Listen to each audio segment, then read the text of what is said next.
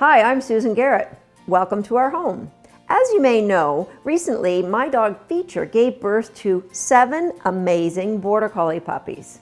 Now for one of these puppies, this is going to be their forever home. The other 6, they're going to go on to live with good friends of the family. You know, raising these puppies over the past weeks have caused me to reflect on all the puppies that I've raised in my lifetime and the lessons that I've learned from those puppies. Today I'd like to share with you one lesson from each of the 10 puppies that I've raised, starting with my very first puppy, Shelby. Now, Shelby was my first ever puppy. I got her back in the 80s. At that time, the school that I trained her at didn't share in the same reinforcement-based philosophy of dog training that I currently have. So Shelby was trained with physical corrections. Now, Shelby's responses to those physical corrections told me she wasn't really having fun. So even though I was seeing progress in the training, which was very reinforcing for me, I wanted to keep going, Shelby told me she didn't look forward to the training. She wasn't excited when I'd pick up my training bag. Her ears would pin. She'd sometimes get low to the ground. She was a great little dog around the house. We had a great relationship around the house, but in training, it wasn't quite the same. That was my take-home message. That's what set me on a journey to find different ways to help my dog enjoy what we were doing. Effective training means both the dog and the owner are having fun. Puppy number 2 that I trained was a Border Collie puppy named BB. Now, I didn't own BB. BB was a puppy that I was training for a friend of mine. She came into my house when she was 8 weeks old and she stayed till she was almost a year. I learned a really valuable lesson and I'm forever grateful to BB. The lesson that I learned was that just because they're cute puppies doesn't mean we're going to love them. I learned that because I really didn't have a great relationship with BB. Even though she was a cool puppy and I trained her to be an amazing dog, we butt heads. I never really bonded to her because I really didn't love her the way I loved other puppies. I thought just because somebody gives you a puppy, it's cute, we're all gonna love them. That's not the case. So the valuable lesson that BB taught me was pick the puppy that pulls at your heartstrings. Don't pick the puppy that somebody else tells you you should own or that your head says was gonna be a better puppy for you. There is a puppy that's going to say, I'm the right one for you, and let that puppy tell you. Pick the puppy that pulls at your heartstrings. Puppy number 3 that came into my life was Jack Russell Terrier puppy Specky. Now Specky originally came as a friend's dog that I was just meant to train, but I fell in love with her and so she stayed for all of 22 months. She had a very brief life as sadly she was killed on the road. Specky's death as well as her life taught me valuable lessons, but none more important than the one I learned about training. You see, even though I had evolved as a trainer and was adding more fun into what I was teaching the dogs, I was still training at a school that insisted if a dog won't do something, we need to physically correct them. Specky taught me that for some dogs, there is no level of correction hard enough to stop them from doing what they really want to do.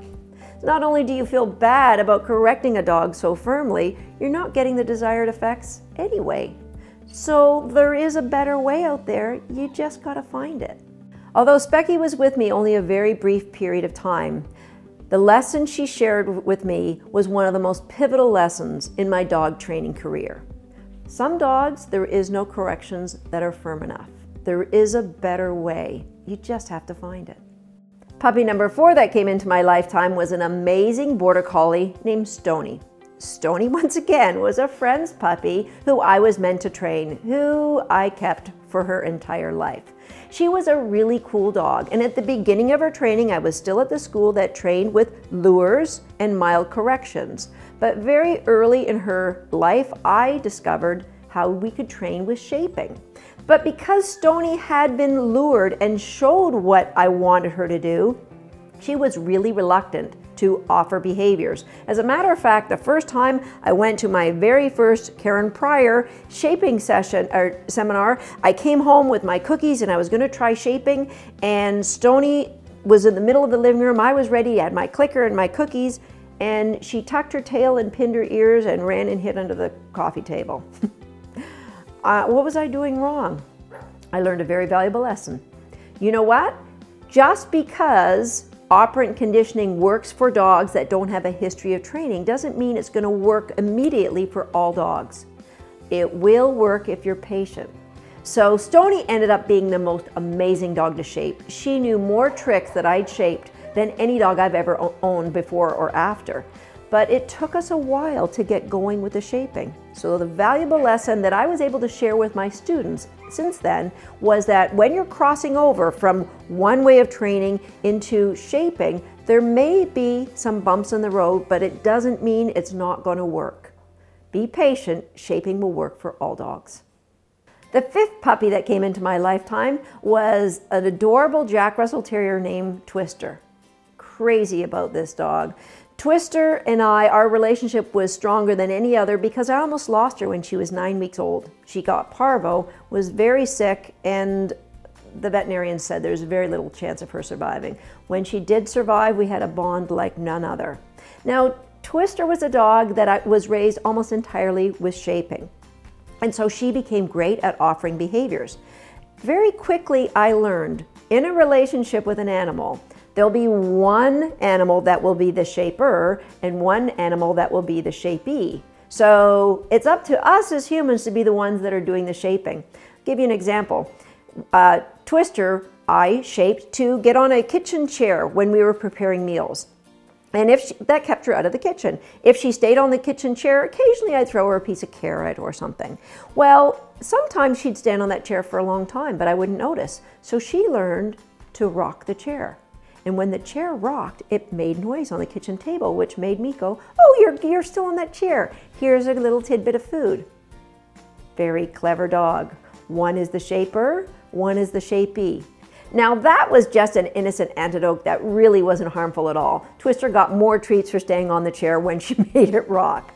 But you need to be aware at times in your life when your interaction with your dogs, you will be shaped. Maybe they bark to get out of the crate. Maybe they scratch at the door when they want to go out. There'll be things that they're shaping you to do, and some you might want to reinforce and others you don't. As long as you're aware, with two animals, one is a shaper and one is a shapee, you're going to be fine. My next puppy was Border Collie Buzz. Now, Buzz, once again, was a puppy that I wasn't meant to own. I was just looking after for the weekend, but he was available for sale, so at the end of the weekend, I ended up keeping him. Buzz was an incredibly high drive puppy, and at that time, I didn't think you could have too much drive for those of us training in performance sports. It was the first valuable lesson I learned from Buzzy. Actually, all of the lessons I learned from Buzzy revolve around drive. Number one, yeah, you can have too much drive, because with too much drive, the dog can't stay thoughtful when they're excited. The second lesson was about Buzzy's structure. He really wasn't built very well, but I thought with all that drive, it can overcome poor structure. He was a great agility dog, but his lack of structure caused his body to break down very early, and his career ended by the time he was 5 or 6. He was pretty much done. Lots of drive, didn't have the body to support it. And the third lesson about drive that I learned had to do with the discovery of the Premack principle. Buzzy would get so excited to do agility, he wouldn't take his toys or his food. And I needed him to take toys or food because as a reinforcement-based trainer, I needed to have something that he wanted to get so I could train him to do more things. So Premack principle tells us, in order to get what you want, you have to do what I want. So when I would give him a tug toy and he'd say, no, I can't, I want to do the agility, I would go off the field 5 steps. Say, will you tug? No, I can't tug. I would go behind a car. No, I can't. I'd go behind the house. And then he would tug. Couldn't see the equipment. And very quickly, I would just ask him on the field, and he knew, well, if I say no, she's going to make me go behind the car and behind the house, and I'm going to have to tug anyway. So he learned, when I say tug, you should tug.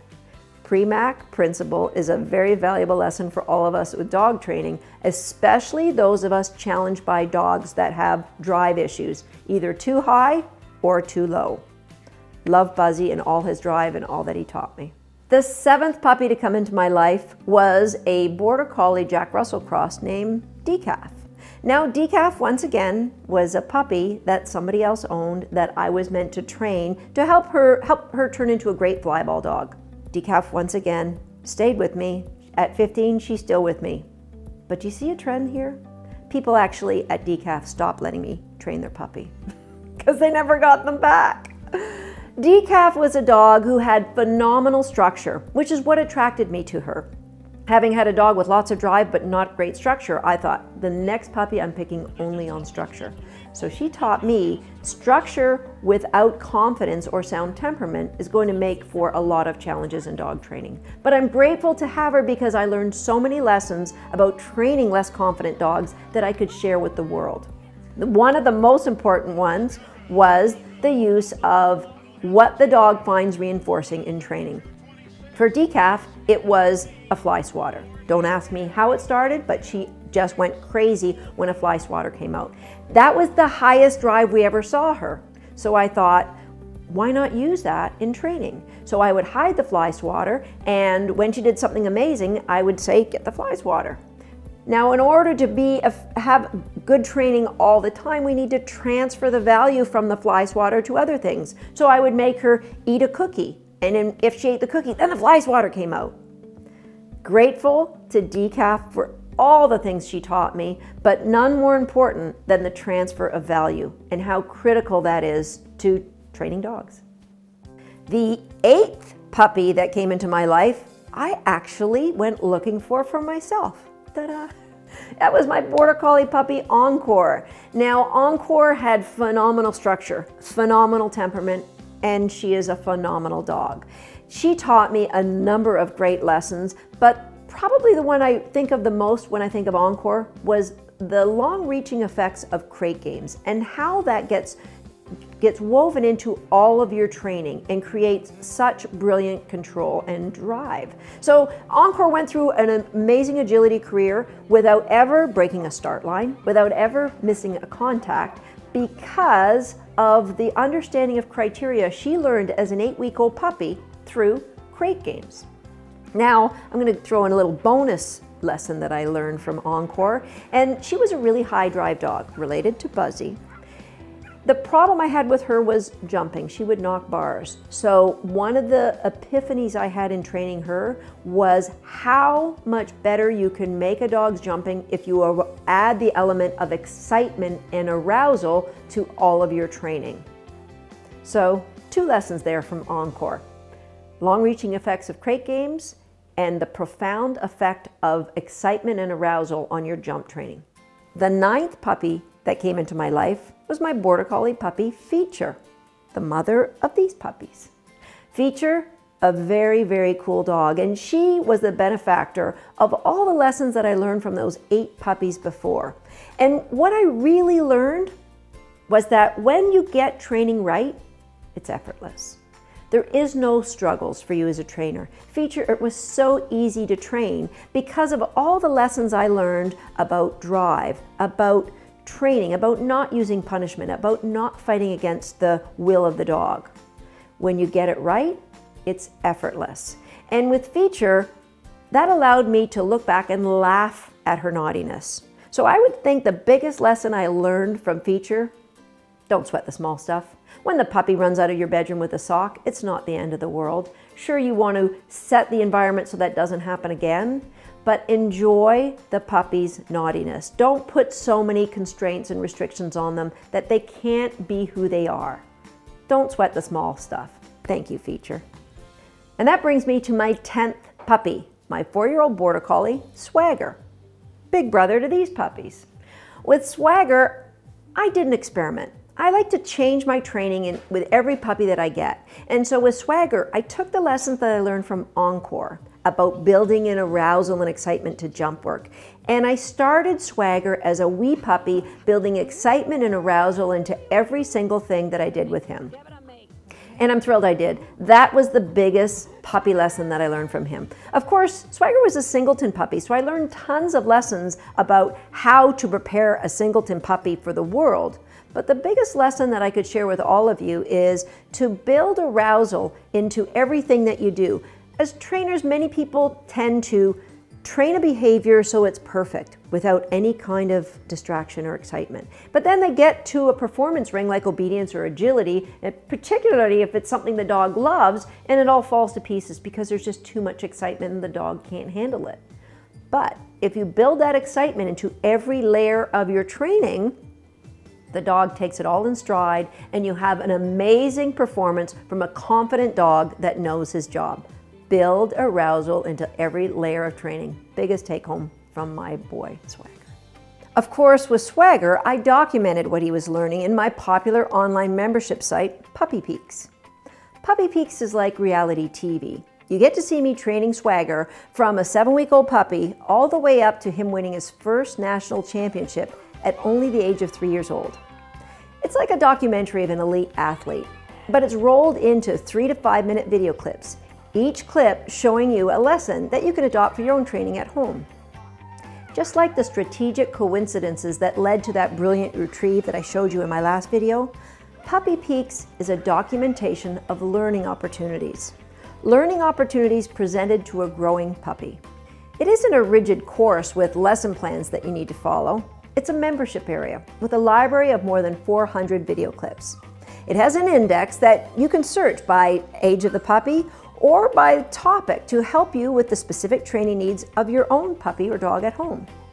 It's also a collection of video clips that allows you to look through the thought processes of a world champion dog trainer as I strategically arrange the coincidences of my puppy's life. Coincidences that have led to both a well-trained family pet as well as an elite performer in the world of agility. In the past year alone, Swagger has placed first or second in the top agility competitions in Europe, Canada, and the United States. He was also just recently named to represent Canada at the FCI World Championships in Italy this fall. Puppy Peaks is your proven roadmap to all of that success. And in addition to our Swagger library in Puppy Peaks, last year we added our Dare to Peak library for all you mini dog owners as well. Here you get to see the decision-making and training of Canadian Agility World Team member and fellow SAYUS instructor Linda Orton-Hill as she trains her miniature poodle puppy, Dare. And today, the Puppy Peaks momentum continues to grow, literally. Because from this litter of puppies behind me here, I'll be selecting my next puppy to train and learn from. Of course, as with every puppy I train, I'll be making changes to my approach to training that puppy. And I'll be documenting those changes in our latest Puppy Peaks module, Monthly Momentum. You know, we don't open access to Puppy Peaks very often. In fact, the last time we opened registration to our community was back in 2013. And that was just when Puppy Peaks only included our Swagger videos. Today, you not only get the full library of Swagger videos and the Linda Orton-Hill Dare to Peak videos, you also get to see the training of my newest puppy.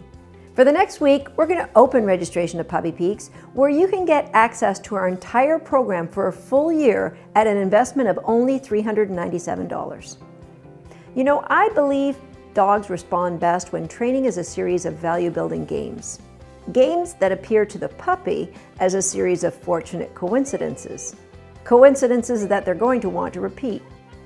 Puppy Peaks gives you the opportunity to observe how that happens and how to put it into practice in your own dog training.